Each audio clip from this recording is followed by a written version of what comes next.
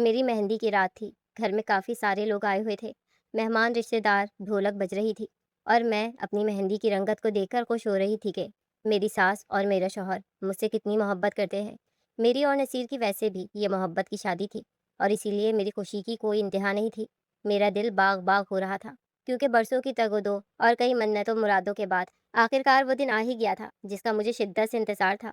नसीर ने हमेशा मुझसे वादा किया था कि वो मुझे मलका बनाकर रखेगा और इसकी वालदा ने भी मुझे बेटियों की तरह चाहा था। मेहंदी के पीले जोड़े में मलबूस मैं अपनी सहेलियों के बीच बैठी हंस रही थी और मेरे हाथ पाँव पर लगी मेहंदी की खुशबू पूरे कमरे में रची बसी थी।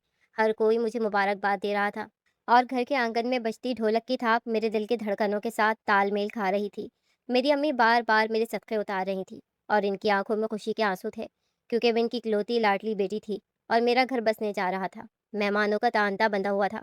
दूर दराज के रिश्तेदार भी आ चुके थे और हर तरफ गहमा गहमी थी। मैं कभी अपने हाथों की नाजुक लकीरों पर लगी डिज़ाइनदार मेहंदी को देखती तो कभी अपनी उंगलियों में पहनी नसीर के नाम की अंगूठी को देखकर शर्मा जाती। मेरा भाई शाहिद पूरे घर के इंतजाम संभाले हुए था।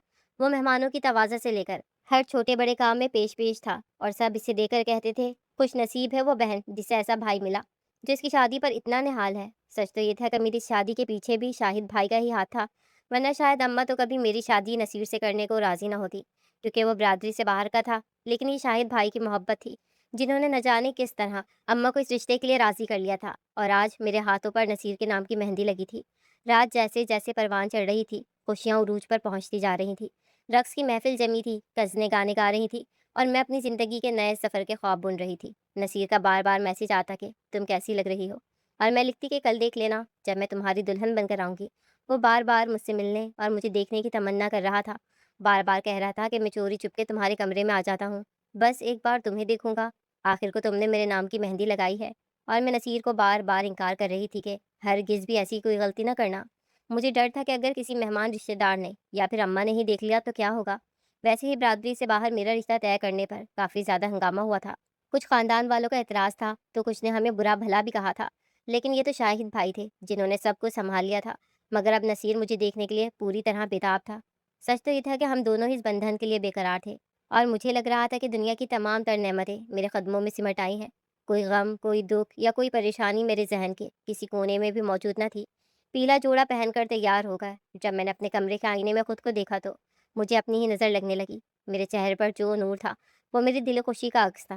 नसीर की तस्वीर फ़ोन में देखकर मैंने इसे दिल ही दिल में दुआएं दी कि इसने मुझे इस मकाम तक पहुंचाया जहां हर लड़की पहुंचने की तमन्ना करती है। घर के सहन में शामियाने लगे थे, रंग बिरंगी बत्तियां जल रही थी और फिजा में पका हुआ पकवान का महकता हुआ एहसास इश्तिहा बढ़ा रहा था। अम्मी और खाला बैठकर जहेज के कपड़ों पर आखिरी बार नज़र डाल रही थी और मैं बस अपनी दुनिया में मगन थी। शाहिद भाई बार बार मेरे पास आकर पूछते कि गुड़िया तुम्हें किसी चीज़ की ज़रूरत तो नहीं, कोई काम तो नहीं। वो इतना मेहरबान लग रहा था कि मुझे रश्क आता था कि अल्लाह ने मुझे कितना अच्छा और ख्याल रखने वाला भाई दिया है। मेहंदी की तकरीब ख़त्म हुई तो मेहमान आहिस्ता आहिस्ता रुखसत होने लगे, लेकिन घर में शोर अभी भी बाकी था क्योंकि करीबी रिश्तेदारों ने वहीं रुकना था। रात के 12 बजने वाले थे और मैं थक कर फिर अपने कमरे में आ गई थी ताकि थोड़ी देर आराम कर सकूं। इतने में नसीर का मैसेज आया था। वो कहने लगा मेरी जान अपने कमरे की खिड़की का पट खोल दो, मैं छत के रास्ते तुम्हारी गैलरी में कूदूंगा और बस एक बार तुम्हें देखने आऊँगा। नसीर की बात सुनकर मैं एकदम ही घबरा गई थी। मैंने फ़ौरन इनकार किया और कहा हरगिज़ भी नहीं। शाहिद भाई कामकाज के सिलसिले में सारे घर में घूम रहे हैं, कभी बत्तियां देखने के लिए तो कभी जहेज का सामान सेट करवाने के लिए छत के चक्कर भी लगा रहे हैं। अगर उन्होंने तुम्हें देख लिया तो बहुत शर्मिंदगी होगी। मगर नसीर कहने लगा तुम फिक्र न करो, बस खिड़की का पट खोल दो, मैं मौका देकर ही आऊँगा और अगर तुम्हारे शाहिद भाई कहीं नजर आ गए तो वहीं से वापस लौट जाऊँगा। नसीर की जिद इतनी ज़्यादा थी कि मैंने मजबूरन खिड़की का पट खोल दिया और खामोशी से बिस्तर पर लेट गई। मेरा दिल घबरा भी रहा था कि अगर नसीर आया और किसी ने देख लिया तो। दूसरी तरफ मन में हलचल भी थी कि जब वो मुझे देखेगा तो क्या कहेगा। यकीनन वो मुझे देखकर पलकें झपकना भूल जाता क्योंकि इस पीले लिबास और मेहंदी के साथ मैं कोई हसीन अप्सरा ही लग रही थी। मेरे अब्बा अपनी ज़िंदगी में मुझे हमेशा गुड़िया कहकर ही पुकारा करते थे क्योंकि वाकई गुड़िया जैसी ही थी और इसीलिए अब शाहिद भाई भी मुझे गुड़िया ही कहते थे। खासकर अब्बा के जाने के बाद से तो उन्होंने मुझे गुड़िया कहकर ही पुकारा था। घड़ी की सुइयां तेजी से सरक रही थी, खिड़की से ठंडी ठंडी हवा आ रही थी और थकन से अब मेरा बुरा हाल हो रहा था। अगले दिन बारात का फंक्शन था और मुझे तरोताज़ा नजर आना था। मैंने अपनी भारी ज्वेलरी उतारी और बिस्तर पर बैठकर इन लम्हों को याद करने लगी जो मैंने नसीर के साथ गुजारे थे। नसीर का मिल जाना, इसका मेरी किस्मत में लिखे जाना मेरे लिए किसी मौजे से कम नहीं था। میں جس برادری سے تعلق رکھتی تھی وہاں برادری سے باہر شادی کرنے کو بہت بڑا گناہ سمجھا جاتا تھا۔ ایسے میں نصیر کا رشتہ آنا اور شاہد بھائی کا میرے لیے اماں سے بھی لڑ جانا، میری قسمت بدل گیا تھا۔ میری محبت آج میرے نام ہونے جا رہی تھی، اور وہ بھی ہمیشہ کے لیے۔ یہ خوشی ایسی تھی کہ میرا چہرہ مزید گلنار ہو گیا تھا، میرا کمرہ پھولوں سے مہک رہا تھا، اور میں بس اس خوشی کو محسوس کرنا چاہتی تھی جو اتنی کوشش کے بعد میسر آئی تھی۔ مجھے کیا معلوم تھا کہ یہ خاموشی کسی آنے والے طوفان کا پیش خیمہ ہے۔ میرے ذہن میں نصیر کا چہرہ گھوم رہا تھا، اور میں سوچ رہی تھی کہ کل اس وقت میں اپنے گھر میں نہیں بلکہ نصیر کے گھر میں ہوں گی، اور ہماری زندگی کی نئی شروعات ہوگی۔ ہم دونوں ہمیشہ کے لیے ایک دوسرے کے نام ہو جائیں گے۔ میں نے آنکھیں بند کی تو مجھے اپنا مستقبل سنہرا نظر آیا، جہاں صرف پیار اور وفا تھی۔ پرسکون نیند کی آغوش میں جانے سے پہلے میں نے ایک بار پھر اپنے ہاتھوں کی مہندی کو چوما، جس کا رنگ اب گہرا رچ چکا تھا، اور یہی گہرا رنگ ہماری محبت کی علامت سمجھا جاتا تھا۔ تھکن کی وجہ سے میری آنکھیں بھی بند ہونے لگی تھی۔ میں نے نصیر کو میسج کیا، کھڑکی کھلی ہے اور میں سونے لگی ہوں، اور پھر تکیے پہ سر رکھ کر آنکھیں بند کر لی۔ میری خوشیوں کا یہ حصار اتنا مضبوط تھا کہ مجھے کسی شر کا گمان تک نہ ہوا۔ میں تو بس اپنی قسمت پر نازا تھی کہ جس کو چاہا اسی کو پایا، اور وہ بھی اتنی دھوم دھام کے ساتھ کہ ہر دیکھنے والا دنگ رہ گیا۔ امی کی دعائیں میرے ساتھ تھیں، اور نصیر کا ساتھ میرے سامنے تھا۔ مجھے کسی چیز کی کمی محسوس نہیں ہو رہی تھی۔ رات کی سیاہی گہری ہوتی جا رہی تھی، اور میں اپنے خوابوں کی وادی میں اترتی جا رہی تھی، جہاں ہر طرف صرف نصیر تھا اور ہماری محبت کے قصے تھے۔ زندگی اتنی خوبصورت پہلے کبھی نہ لگی تھی جتنی اس مہندی کی رات کو لگ رہی تھی۔ میرا دل بار بار شکرانے کے سجدے بجا لانے کو کر رہا تھا کہ اے اللہ، تیرا شکر ہے، تو نے مجھے اتنی خوشیاں دیں اور مجھے میرے محبوب سے ملانے کا فیصلہ کر لیا ہے۔ میں نے لمبی سانس لی اور تکیے پر سر رکھ کر اپنی زندگی کے سب سے حسین خواب دیکھنے لگی۔ رات کے تقریباً 2 بج رہے تھے جب اچانک پورے گھر کی بجلی چلی گئی اور کمرے میں گھوپ اندھیرا چھا گیا۔ پنکھا بند ہونے کی وجہ سے میری آنکھ بھی کھل گئی تھی، کیونکہ گرمی شدید تھی، اور ایسے میں پنکھا بند ہوتے ہی میری سانس رکنے لگی تھی۔ میں جب بھی گہری نیند اور خوابوں کے درمیانی وقفے میں تھی، ہڑبڑا کر اٹھ بیٹھی۔ پورا کمرہ اندھیرے میں ڈوبا ہوا تھا، اور صرف کھڑکی سے آنے والی ہلکی سی چاندنی فرش پہ پڑ رہی تھی۔ مجھے یاد آیا کہ میں نے نصیر کے کہنے پر کھڑکی کا پرد کھلا چھوڑا تھا۔ میرا دل زور زور سے دھڑکنے لگا کہ کہیں نصیر واقعی تو نہیں آ گیا۔ میں نے دبی آواز میں پکارا، نصیر، کیا تم ہو؟ وہ پہلے بھی 1-2 بار ہمارے گھر کی لائٹ بند کر کے اسی طرح مجھ سے ملاقات کرنے کے لیے آیا تھا، اس لیے مجھے لگا کہ اس نے پھر یہی حرکت کی ہے، مگر میرے پکارنے کے باوجود بھی کوئی جواب نہ آیا۔ بس ایک پراسرار سی خاموشی تھی، جس میں میری اپنی ہی سانسوں کی آواز بھی مجھے ڈرا رہی تھی۔ میں بستر سے اٹھنے ہی والی تھی کہ مجھے محسوس ہوا جیسے کوئی سایہ بہت تیزی سے گیلری سے میرے کمرے میں داخل ہوا ہے۔ اندھیری کی وجہ سے مجھے کچھ صاف دکھائی نہیں دے رہا تھا، لیکن اس شخص کے قدموں کی چاپ بتلا رہی تھی کہ وہ بہت سنبھل کر چل رہا ہے۔ میرا پہلا خیال یہی تھا کہ نصیر ہوگا، جو مجھے ڈرانے کی کوشش کر رہا ہے۔ میں نے مسکراتے ہوئے کہا، نصیر، اب یہ مذاق بند کرو، تم نے پہلے کی طرح پھر لائٹ بند کر دی ہے۔ میں بتا رہی ہوں کہ اس طرح تم پکڑے جاؤ گے۔ پلیز یہاں سے چلے جاؤ۔ کل ہماری شادی ہے، کل میں خود تمہارے ساتھ تمہارے گھر چلوں گی، لیکن اس طرح آج کی رات یہ حرکت نہ کرو۔ پکڑے گئے تو بڑی بدنامی ہوگی۔ میرے چہرے کی مسکراہٹ گہری ہوتی جا رہی تھی، کیونکہ اب میں الٹا اسے ڈرانے کی کوشش کر رہی تھی، مگر وہ سایہ رکا نہیں بلکہ میری طرف بڑھنے لگا۔ مجھے خوف محسوس ہونے لگا۔ وہ بوجھل قدموں سے میری طرف آ رہا تھا، اور اس کی سانسوں کی آواز میں ایک عجیب سی درندگی تھی۔ اس سے پہلے کہ میں چیختی، اس نے مضبوطی سے میرا منہ دبا لیا۔ اس کے ہاتھ اتنے سخت اور کھردرے تھے کہ مجھے اپنی موت سامنے نظر آنے لگی۔ میرا دماغ سن ہو گیا۔ ایک طرف نصیر کا وہ میسج تھا کہ وہ آنے والا ہے، اور دوسری طرف یہ وحشت ناک گرفت تھی۔ مجھے سمجھ نہیں آ رہا تھا کہ یہ میرا وہی محبت کرنے والا نصیر ہے جو دیوانگی میں ہر حد پار کر رہا ہے، یا پھر کوئی اور درندہ ہے جو اس اندھیرے کا فائدہ اٹھا کر میرے کمرے میں گھس آیا ہے۔ خوف اور دہشت نے مجھے پاگل کر دیا تھا۔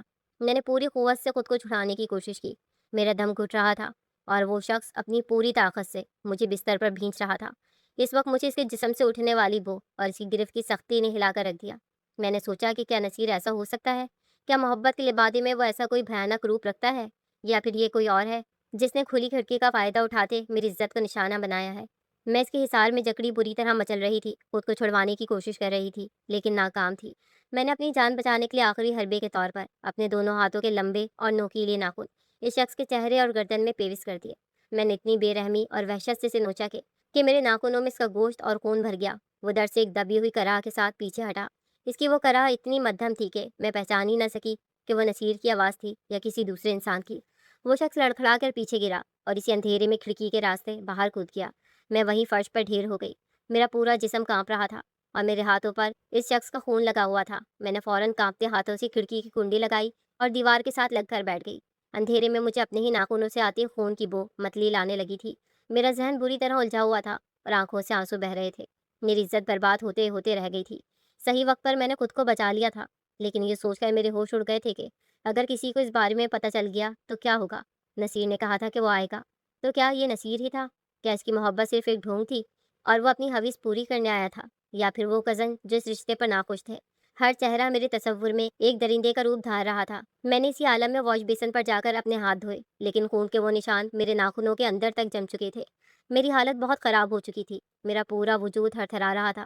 مجھے سمجھ نہیں آیا کہ میں اماں کے پلو میں جا کر آنسو بہاؤں یا پھر ان سے یہ سچ چھپا لوں۔ بڑی مشکل سے میں نے وضو بنایا اور پھر ساری رات جائے نماز پر بیٹھ کر روتی رہی اور ہر آہٹ پر لرزتی رہی۔ صبح کی پہلی کرن تک میری آنکھ نہیں جھپکی تھی۔ جب امی نے کمرے کا دروازہ کھٹکھٹایا تو میں نے ہڑبڑا کر دوپٹہ اوڑھ لیا۔ امی سمجھ رہی تھی کہ شاید میں نئے سفر کے خوف سے پریشان ہوں، لیکن انہیں کیا معلوم تھا کہ ان کی بیٹی کی روح پر کتنا بڑا زخم لگ چکا ہے۔ میں امی کے گلے لگ کر خوب روئی تھی، چاہتی تھی کہ انہیں یہ حقیقت بتا دوں، لیکن مجھے ڈر تھا کہ میری ماں یہ صدمہ برداشت نہیں کر پائے گی۔ وہ ویسے ہی دل کی مریضہ تھی۔ ابا کے جانے کے بعد ان کی زندگی کی واحد خوشی میں اور شاہد بھائی ہی تھے۔ اگر ایسے میں انہیں یہ سب پتہ چلتا تو وہ برداشت نہ کر پاتی، اور پھر گھر میں کچھ رشتہ دار بھی موجود تھے جو پہلے ہی اس رشتے پر باتیں بنا چکے تھے۔ ان کے ہاتھوں ایک نیا قصہ لگ جاتا۔ میں نے بہت سوچا تھا، لیکن ہر طرف سے مجھے اپنی ہی بربادی نظر آئی تھی۔ اسی لیے میں نے اپنے ہونٹوں پر خاموشی کا پہرا بٹھا لیا، لیکن دل کا کیا کرتی، جس کی دھڑکنیں بری طرح شور مچا رہی تھی۔ ہر چہرے میں مجھے اپنا مجرم نظر آ رہا تھا۔ پارلر میں جب بیوٹیشن میرا میک اپ کر رہی تھی تو وہ بار بار میرے ہاتھوں کی مہندی کی تعریف کر رہی تھی، لیکن میری نظریں صرف اپنے ناخنوں پر تھیں۔ مجھے اچھی طرح یاد تھا کہ میں نے کس بری طریقے سے اپنے ناخنوں کا استعمال کرتے اپنی عزت کو بچایا تھا۔ میں بار بار نصیر کا فون چیک کر رہی تھی، اس کا صبح سے کوئی میسیج نہیں آیا تھا۔ آج سے پہلے کبھی ایسا نہیں ہوا تھا کہ آدھا دن گزر گیا ہو اور نصیر نے مجھے میسیج نہ کیا ہو۔ وہ تو پچھلی رات بھی بے انتہا بےتاب تھا، تو پھر آج شادی والے دن وہ کہاں غائب تھا؟ کیا وہ زخمی تھا، یا وہ شرمندہ تھا، یا پھر وہ بالکل بے قصور تھا؟ بارات کا وقت قریب آ رہا تھا اور میرے دل کی دھڑکنیں مزید تیز ہو رہی تھیں۔ میں نے فیصلہ کیا تھا کہ آج میں ہر چہرے کو اتنی گہرائی سے دیکھوں گی کہ وہ نشان چھپ نہ سکے گا۔ مجھے ہر حال میں اپنے مجرم کو تلاش کرنا تھا جو میری عزت کو نقصان پہنچا سکتا تھا۔ وہ کسی اور کی زندگی بھی برباد کر سکتا تھا۔ ہال میں داخل ہوتے ہی روشنیوں کے اس ہجوم میں مجھے ہر مرد ایک بھیڑیا نظر آ رہا تھا۔ میں نے خود کو سنبھالنے کی بہت کوشش کی تھی، لیکن پھر بھی میرے ہاتھ پاؤں کانپ رہے تھے۔ میری ماں جو میرے ساتھ ساتھ تھی، اسے یہی لگ رہا تھا کہ میری یہ کپکپاہٹ میرے نئے سفر کی وجہ سے ہے۔ وہ مجھے سمجھا رہی تھی کہ نصیر بہت اچھا ہے، اس کے گھر والے بھی اچھے ہیں، تم پریشان نہ ہو۔ وہ جو پہلے اور میرے نصیر کے رشتے کے لیے راضی نہیں تھی، اب مجھے دلہن کے روپ میں دیکھ کر وہی میری ہمت بڑھا رہی تھی۔ میری ماں نے مجھے اسٹیج پر لے جا کر بٹھا دیا، نکاح کا عمل شروع ہوا، اور پھر تھوڑی ہی دیر بعد میں ہمیشہ کے لیے نصیر کے نام لکھ دی گئی۔ یہ وہ پل تھے جس کا انتظار میں نے پچھلے 2 سالوں میں بے صبری سے کیا تھا، لیکن آج جب یہ گھڑی آئی تو میرے دل میں خوشی سے کہیں زیادہ خوف تھا۔ جو کچھ پچھلی رات ہو چکا تھا، اس کے بعد میں کسی پر اعتبار نہیں کر سکتی تھی۔ میں نہیں جانتی تھی کہ میری عزت کو پامال کرنے کی کوشش کرنے والا نصیر تھا یا کوئی اور۔ اگر وہ نصیر تھا تو میں شاید اسے کبھی معاف نہ کر پاتی، اور اگر وہ کوئی اور تھا تو شاید میں کبھی نصیر سے نظر ملانے کے قابل نہ ہو پاتی۔ ہر طرف سے خسارہ میرے ہی حصے میں آیا تھا۔ نکاح کے بعد بھی میری آنکھوں میں خوشی کے بجائے نمی اتر رہی تھی۔ میں جو کہ نظروں سے ہی ہال میں موجود چہروں کا جائزہ لے رہی تھی۔ میں نے نصیر کے خاندان والوں کو دیکھا، میں نے اپنے رشتہ داروں کو دیکھا، لیکن سب نارمل لگ رہے تھے۔ پھر نکاح کے بعد نصیر کی انٹری ہوئی۔ وہ دلہے کے لباس میں بہت جچ رہا تھا، لیکن میرا دل خوش ہونے کے بجائے دہل رہا تھا۔ میں نے اس کے چہرے کو غور سے دیکھا۔ اس نے صحرا پہنا ہوا تھا، جس کی وجہ سے اس کا چہرہ صاف دکھائی نہیں دے رہا تھا۔ میرا شک یقین میں بدلنے لگا کہ کہیں اس نے صحرا اس لیے تو نہیں لٹکایا کہ وہ نشان چھپ جائیں۔ میں اسٹیج پر اس کے برابر میں بیٹھی تو میری پوری توجہ اس کی گردن اور گالوں پر تھی، لیکن وہ صحرا ایک دیوار بن کر میرے اور سچ کے بیچ حائل تھا۔ ادھر شاہد بھائی اسٹیج کے نیچے کھڑے مہمانوں کو سنبھال رہے تھے۔ آج صبح سے ایک بار بھی میرا اور ان کا آمنا سامنا نہیں ہو سکا تھا۔ ان کو دیکھ کر میری آنکھوں میں آنسو آنے لگے تھے۔ ابا کے جانے کے بعد وہی میرے محافظ تھے۔ انہوں نے ہمیشہ میرا بہت خیال رکھا تھا، یہاں تک کہ میری اور نصیر کی شادی کروانے کے لیے پورے خاندان کے خلاف چلے گئے تھے۔ میں انہیں کیسے بتاتی کہ گزری رات میرے ساتھ کیسا ستم ہوا ہے؟ انہیں دیکھتے ہی میری آنکھوں میں بس آنسو ہی آنسو بھر گئے تھے، اور میں نے نظر نیچے جھکا لی تھی۔ ایسے لگ رہا تھا جیسے میری خوشیوں کو کسی کی نظر لگ گئی ہو۔ دلہا بنا بیٹھا نصیر بار بار میرا ہاتھ پکڑنے کی کوشش کر رہا تھا، اور اس کا یہ انداز نہ جانے کیوں مجھے زہر لگ رہا تھا، کیونکہ مجھے اس کے لمس میں وہی رات والی سختی محسوس ہو رہی تھی۔ میں ایک پل کے لیے بھی پرسکون نہیں تھی۔ ہر ہنستا ہوا چہرہ مجھے ایک بہروپیے کا چہرہ لگ رہا تھا، اور میں بس اس لمحے کا انتظار کر رہی تھی جب یہ نقاب اتریں گے اور وہ سچائی میرے سامنے آئے گی جو میری زندگی اجاڑنے کی کوشش کر رہی تھی۔ مجھے پورا یقین تھا کہ وہ کوئی ایسا ہے جس پر ہم سب کو بہت مان تھا، کیونکہ میرے کمرے میں کوئی باہر والا شخص اتنی آسانی سے داخل نہیں ہو سکتا تھا، خاص کر وہ جو پہلی بار آیا ہو، کیونکہ ہمارا گھر بہت پرانے انداز میں بنا ہوا تھا اور راہداریوں سے کمرے نکلتے تھے۔ اگر کوئی شخص پہلی بار آتا تو یقیناً وہ ان راہداریوں میں ہی چکرا جاتا۔ آنے والا شخص ہر راستے سے اچھی طرح واقف تھا، جبھی تو وہ بہت آسانی سے نہ صرف میرے کمرے میں داخل ہوا تھا بلکہ زخمی ہونے کے بعد فرار بھی ہو گیا تھا، اور اب مجھے اسی شخص کی تلاش تھی۔ ہال میں لگی بڑی بڑی لائٹیں میری آنکھوں میں چبھ رہی تھیں، اور نصیر کی ہر بات مجھے ایک دکھاوا لگ رہی تھی۔ وہ بار بار جھک کر میرے کان میں کہہ رہا تھا کہ تم اتنی خاموش کیوں ہو؟ کیا تم خوش نہیں ہو؟ اور میں صرف ایک مصنوعی مسکراہٹ کے ساتھ سر ہلا دیتی، لیکن میرا پورا وجود اس کے قریب ہونے پر لرز رہا تھا۔ مجھے بار بار وہی منظر یاد آ رہا تھا جب اس شخص نے میرا منہ دبایا تھا۔ میں نے نصیر کے صحرے کے پھولوں کے پیچھے اس کی گردن کو دیکھنے کی کوشش کی، لیکن اس نے صحرا اتنی مہارت سے سیٹ کیا ہوا تھا کہ کچھ نظر نہیں آ رہا تھا۔ پھر اس اسٹیج پر اس کے دوست یار بھی موجود تھے، جس کی وجہ سے میں صحیح طریقے سے اس کی طرف دیکھ بھی نہیں پا رہی تھی۔ ہر طرف خوشی کا شور تھا اور میرے اندر سناٹے اتر رہے تھے۔ اماں بھی بار بار اسٹیج پر آ کر مجھ سے میری خیریت پوچھ رہی تھی۔ میں نے اماں سے کہہ دیا کہ میں ٹھیک ہوں، آپ پریشان نہ ہو، کیونکہ میں مزید انہیں پریشان نہیں کرنا چاہتی تھی۔ پھر میں نے اماں سے کہا، شاہد بھائی کہاں ہے؟ کتنی دیر ہو گئی وہ میرے پاس نہیں آئے۔ انہوں نے تو مجھے دلہن بنا ہوا بھی نہیں دیکھا، کہاں تو انہیں میری شادی کا اتنا انتظار تھا۔ اماں کہنے لگیں، وہ بیچارہ تو کل رات سے ہی انتظامات میں مصروف ہے۔ تمہاری شادی اچھی طریقے سے نمٹ جائے اس کے لیے اس نے دن رات ایک کر دیا ہے۔ ابھی بھی وہ کیٹرنگ والوں کے پاس ہے، بس کھانا کھلنے والا ہے اور وہ اسی انتظامات میں لگا ہوا ہے۔ میں اس سے کہتی ہوں کہ فارغ ہو تو اپنی گڑیا پر آ کر ایک نظر ڈال لے۔ تمہارے باپ کے جانے کے بعد جس طرح شاہد سارے معاملات سنبھالے ہیں، میں تو خود کو خوش قسمت محسوس کرتی ہوں کہ مجھے ایسا بیٹا ملا ہے۔ تمہیں پتہ ہے، شادی ہال میں موجود ہر شخص انتظامات کی تعریف کر رہا ہے، اور ساتھ ہی ساتھ شاہد کی بھی، جس نے تمہیں ایک باپ کی کمی محسوس نہیں ہونے دی۔ ابا کا ذکر کرتے ہوئے اماں کی آنکھوں میں آنسو آ گئے تھے۔ میں نے فوراً اماں کا ہاتھ تھام لیا۔ آج کے دن تو آپ پریشان نہ ہو۔ میں اپنی پریشانی اور خوف بھول کر اماں کا دل بہلانے لگی تھی۔ میں جانتی تھی کہ ابا کے گزر جانے کے بعد سے لے کر آج تک انہوں نے کس طرح ابا کو یاد کیا تھا، اور آج تو ہماری زندگی کا اتنا بڑا دن تھا۔ اگر ابا ہوتے تو خوشی سے پھولے نہ سماتے۔ وہ نہ صرف مجھ سے بہت محبت کرتے تھے بلکہ انہیں ہمیشہ سے ہی میری شادی کا بڑا ارمان تھا۔ وہ ہمیشہ کہتے کہ دیکھنا گڑیا، تیری شادی ایسی کروں گا کہ زمانہ دیکھے گا۔ لیکن یہ سچ تھا کہ ابا کے گزر جانے کے بعد شاہد بھائی نے آج میری شادی کے سارے انتظامات ایسے ہی کیے تھے کہ پورے خاندان والے واہ واہ کر رہے تھے۔ لیکن میرے دل کا حال کوئی نہیں جانتا تھا کہ مجھ پر کیا گزر رہی تھی۔ یہ سارے انتظامات، یہ خوبصورت جوڑا، یہ خوشیاں، سب کچھ پھیکا پڑ گیا تھا، کیونکہ گزری رات جو ہو چکا تھا وہ کسی بھیانک خواب سے کم تو نہیں تھا۔ اماں میرے پاس سے اٹھ کر مہمانوں کے پاس چلی گئی تھی۔ پھر تھوڑی دیر بعد وہ مجھے شاہد بھائی کے پاس کھڑی نظر آئی، اور پھر ان کی بات پر شاہد بھائی اسٹیج پر چڑھ کر میری طرف آئے تھے۔ یقیناً اماں نے میرا پیغام ان تک پہنچا دیا تھا کہ میں ان سے ملنا چاہتی ہوں۔ شاہد بھائی جیسے ہی میرے قریب آئے تو میں ایک دم ہی چونک اٹھی، کیونکہ انہوں نے اپنی گردن کے گرد مفلر لپیٹ رکھا تھا۔ آخر اتنی گرمی میں مفلر کی کیا ضرورت تھی؟ میں پریشان ہو گئی کہ کہیں ان کی طبیعت تو خراب نہیں ہے۔ وہ جیسے ہی میرے نزدیک آئے تو میں پوچھنے لگی کہ بھائی، آپ ٹھیک تو ہے نا؟ کہ اچانک سے میرے دل نے کسی انہونی کا اشارہ دیا اور میری روح تک کانپ اٹھی۔ میرا دم گھٹنے لگا۔ مجھے لگ رہا تھا کہ میں سچ اور جھوٹ کی اس جنگ میں پاگل ہو جاؤں گی۔ اسی دوران فوٹوگرافر بھی اسٹیج پر چلا آیا۔ پلیز ایک فیملی فوٹو ہو جائے۔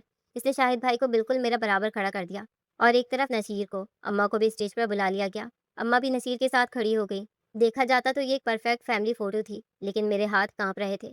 فوٹوگرافر کے کہنے پر نصیر نے اپنے چہرے پر سے صحرا ہٹا لیا تھا، اور میں نے فوراً ہی نصیر کی طرف دیکھا تو اس کی آنکھوں میں ایک عجیب سی چمک تھی، جیسے وہ کوئی جنگ جیت گیا ہو۔ میں نے غور سے اس کی گردن کی طرف دیکھا، جہاں کوئی نشان موجود نہیں تھا۔ اس کا چہرہ بالکل شفاف تھا، اور خوشی اس کی آنکھوں سے نظر آ رہی تھی۔ مجھے یقین ہو گیا کہ رات میرے کمرے میں آنے والا شخص نصیر ہرگز بھی نہیں تھا۔ تصویر کھنچوانے کے لیے شاہد بھائی، جو میرے بالکل قریب آ کر کھڑے ہو گئے تھے، ان کے جسم سے وہی پرفیوم کی مہک آئی جو میں نے رات اس درندے کے قریب ہونے پر محسوس کی تھی۔ میرا سر چکرانے لگا۔ اب میرا شک شاہد بھائی پر گہرا ہونے لگا تھا۔ میں نے ہمت جمع کی اور جان بوجھ کر اپنا ہاتھ اس طرح ہلایا کہ ان کے مفلر کا ایک سرا الجھ کر نیچے گر جائے۔ جیسے ہی شاہد بھائی کسی سے بات کرنے کے لیے مڑے، میں نے اپنے لہنگے کا کونا ان کے مفلر میں اٹکا دیا، اور جیسے ہی وہ آگے بڑھے، مفلر سرک کر ان کے کندھے سے نیچے گر گیا۔ وہاں کوئی پٹی نہیں تھی، بلکہ میری انگلیوں کے چار واضح اور گہرے نشانات ان کی گردن سے ہوتے ہوئے جبڑے تک جا رہے تھے، جن پر خون سیاہ ہو چکا تھا۔ میری آنکھوں کے سامنے اندھیرا چھا گیا۔ وہ نشانات پکار پکار کر کہہ رہے تھے کہ رات میرے کمرے میں آنے والا کوئی غیر نہیں بلکہ وہی بھائی تھا جسے میں نے اپنا مان سمجھا تھا۔ شاہد بھائی نے جیسے ہی محسوس کیا کہ ان کا مفلر گر گیا ہے، انہوں نے تیزی سے اسے دوبارہ لپیٹا اور میری طرف دیکھا۔ ان کی نظروں میں اب وہ بھائی والی محبت نہیں تھی، بلکہ ایک بے نقاب درندے کی وحشت تھی۔ وہ سمجھ گئے تھے کہ میں نے سب دیکھ لیا ہے۔ نصیر نے میرا ہاتھ تھاما اور کہا، چلو اب رخصتی کا وقت ہے۔ لیکن میں ساکت کھڑی تھی۔ میں کسے بتاتی کہ میرا اپنا بھائی، جس نے شادی کے لیے سب کو منایا تھا، دراصل وہ مجھے نصیر کے حوالے نہیں کرنا چاہتا تھا، بلکہ وہ مجھے اپنی حوث کا نشانہ بنانا چاہتا تھا۔ وہ محبت نہیں بلکہ ایک بیمار ذہن کی ملکیت کا جنون تھا۔ میں نے جب امی کو دیکھا جو شاہد بھائی کے سر پر ہاتھ رکھ کر دعائیں دے رہی تھی تو میرا دل ٹوٹ کر کرچی کرچی ہو گیا۔ وہ شخص جو ہماری پوری فیملی کا ستون تھا وہ اندر سے کتنا کھوکھلا اور غلیظ تھا یہ میں جان چکی تھی۔ شاہد بھائی نے میرے قریب آ کر دھیرے سے کہا، مبارک ہو گڑیا، اب تم اپنے گھر جا رہی ہو۔ تمہاری یہ شادی میری وجہ سے ممکن ہو پائی ہے اور میرا یہ احسان تم ہمیشہ یاد رکھنا۔ ان کے لفظوں میں سرد مہری اور لبوں پر وہ فاتحانہ مسکراہٹ تھی جس نے میرے جسم میں ایک جھرجھری دوڑا دی۔ رخصتی کے وقت انہوں نے میرے باپ کی جگہ باپ بن کر میرے سر پر ہاتھ رکھا اور دنیا دکھاوے کے لیے مجھے خوش رہنے کی دعائیں دی، لیکن میرا دل جانتا تھا کہ ان کے اندر کیسی گندگی ہے۔ مگر میں چاہ کر بھی انہیں روک نہ سکی اور نہ ہی دنیا کو بتا سکی کہ میرا بھائی ایک درندہ ہے جسے میں نے اپنا محافظ سمجھا، در حقیقت وہی میری عزت کا لٹیرا تھا۔ رخصتی کا وقت آ گیا تھا اور وہ تمام خوشیاں جو کل تک میری زندگی کا حاصل تھیں اب ایک زہریلے ناگ کی طرح میرے وجود کو ڈس رہی تھی۔ شاہد بھائی نے میرا ہاتھ پکڑ کر نصیر کے ہاتھ میں دیا تو ان کے لمس سے مجھے ابا کی شفقت نہیں بلکہ اس درندے کی چھوئن محسوس ہوئی جس نے اندھیرے میں میرا گلا گھونٹا تھا۔ وہ مسلسل مسکرا رہے تھے، مہمانوں سے گلے مل رہے تھے اور امی کو حوصلہ دے رہے تھے کہ امی، گڑیا اپنے گھر جا رہی ہے، آپ اداس نہ ہو، میں ہوں نا آپ کے پاس۔ لیکن ان کے ہر لفظ کے پیچھے چھپی وہ غلاظت صرف میں دیکھ رہی تھی۔ نصیر کی گاڑی میں بیٹھتے وقت جب انہوں نے روایتی طور پر قرآن کا سایہ میرے سر پر کیا تو میرا جی چاہا کہ میں وہیں سب کے سامنے چیخ چیخ کر ان کا مکروہ چہرہ بے نقاب کر دوں، لیکن میری نظر اپنی اس بوڑھی ماں پر پڑی جو شاہد بھائی کے کندھے پر سر رکھ کر ساروں کے تار ہو رہی تھی۔ وہ ماں جس کا کل اثاثہ یہ فرما بردار بیٹا تھا۔ اگر میں سچ بول دیتی تو شاید میری ماں اسی لمحے دل کا دورہ پڑنے سے مر جاتی۔ گاڑی سٹارٹ ہوئی اور میں اپنی زندگی کے سب سے بڑے دکھ کے ساتھ اپنے سسرال روانہ ہو گئی۔ نصیر میرا ہاتھ تھامے اپنی خوشی کا اظہار کر رہا تھا، لیکن میں سے کیا بتاتی کہ جس بھائی نے ہمارے رشتے کے لیے سب سے زیادہ جدوجہد کی تھی وہ دراصل کسی ایثار کی وجہ سے نہیں بلکہ اس لیے کی تھی تاکہ میں ہمیشہ کے لیے اس کے سامنے رہوں، اس کی پہنچ میں رہوں۔